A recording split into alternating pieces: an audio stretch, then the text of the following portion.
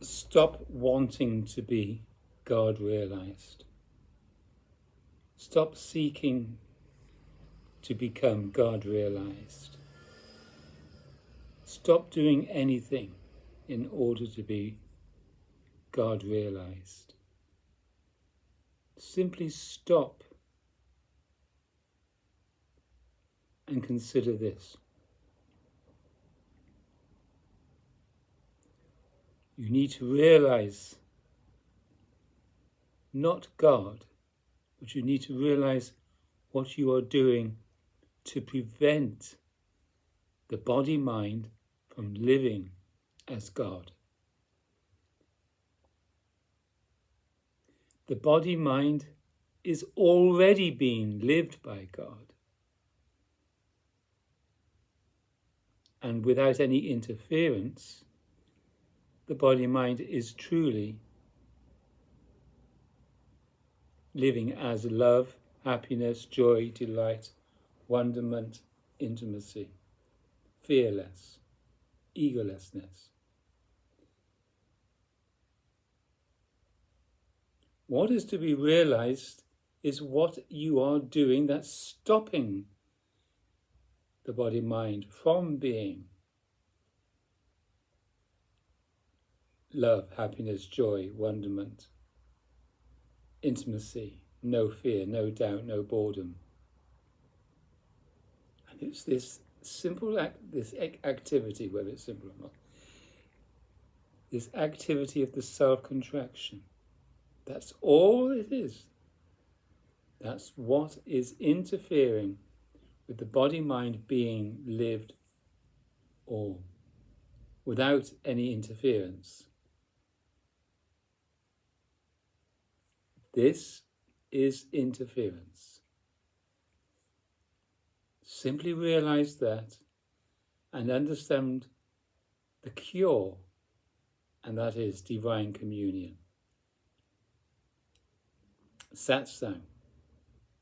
It's the only cure. It's the only remedy. Satsang. One moment.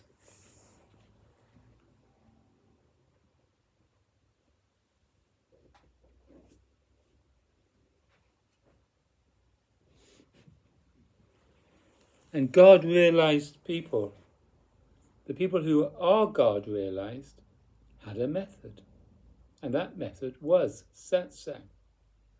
And Adidar Samraj, known as Darfri John at that time, or Dalavananda, wrote many essays, or gave many talks, that are printed in this book called The Method of the Siddhas.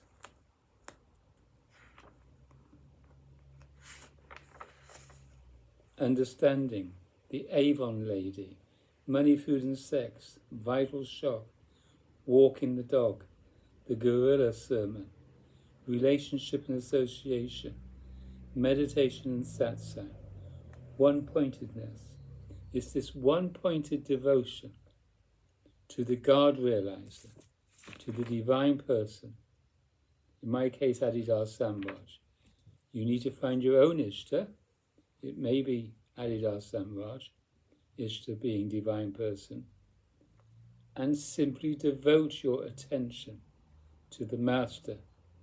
It's like devoting yourself to the sun instead of dwelling on the clouds. So to live as and in the open-handed disposition is gracefully given to those who simply commune. It's a love relationship, and in that communion, all else is forgotten. It's simply a joy. So, understanding.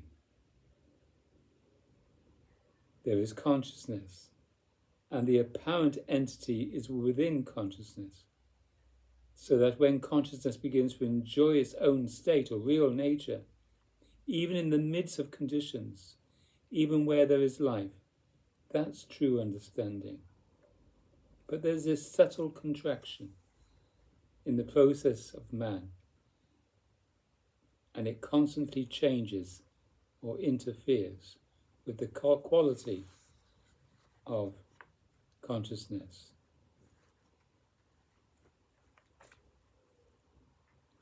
For the man who does not understand, the books are simply ways of gaining his interest, moving him toward a moment when he will seriously begin. But books entertain you. Money, food, and sex. When people become involved in any kind of religious or spiritual activity, particularly group activity of some sort, there are a few subtle notions that tend automatically to be awakened in them.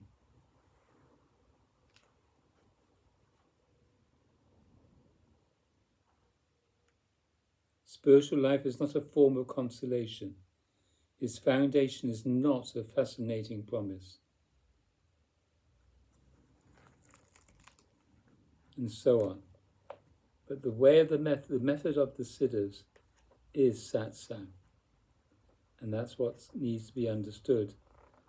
And for me, that's the only way out of the dilemma that the self-contraction creates in the body-mind.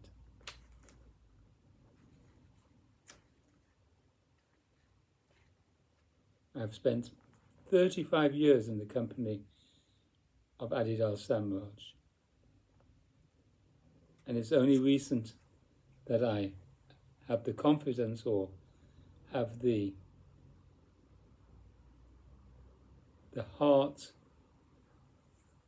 motivation to be strong in this conviction. It's happened in some ways overnight. I have an offering to make, and that offering is the realization that you are doing the self-contraction that prevents the body-mind that you call yourself from living as joy, delight, happiness, intimacy, already happiness, which is always already the case. So stop seeking for enlightenment. Simply be enlightened to the fact that you are preventing the body-mind from living its inherent state. Da. By the way, I'll put a link to the method of the Siddhas so you can listen to the talks.